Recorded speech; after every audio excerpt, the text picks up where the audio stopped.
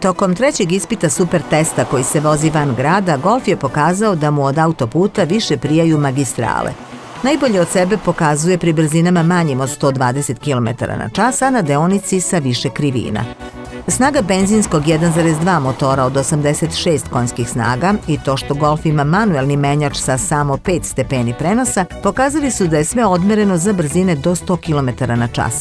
Kada se u 5. stepenu vozi 80 km/h, režim motora je na oko 1800 obrtaja u minutu, kao da je reč o dizelašu. Doduše, obrtni moment nije na istom nivou, pa su preticanja sporijih vozila u 5. stepenu skoro nemoguća. Recimo, izmerili smo da elastičnost od 60 do 80 km/h u 5. stepenu iznosi čak 7 sekundi, dok je u trećoj brzini mnogo kraće, 3,46 sekundi.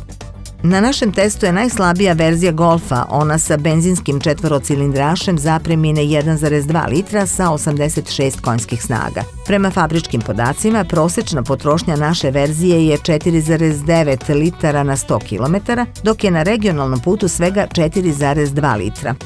Naš prosek je bio osetno viši, ali je do sada u našoj redakciji prevezeno oko 2/3 u gradu.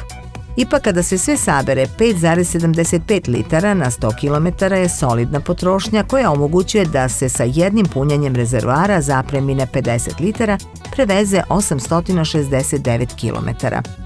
U oštrim manevrima Golf je stabilan, volan direktan, a ponašanje predvidivo.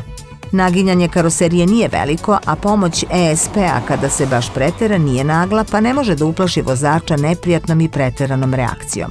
Ono što Golfu sledi su ocene troškova održavanja i kvaliteta servisne mreže, posle čega ćemo dati svoj konačni sud o ovoj ikoni među Volkswagenovim modelima.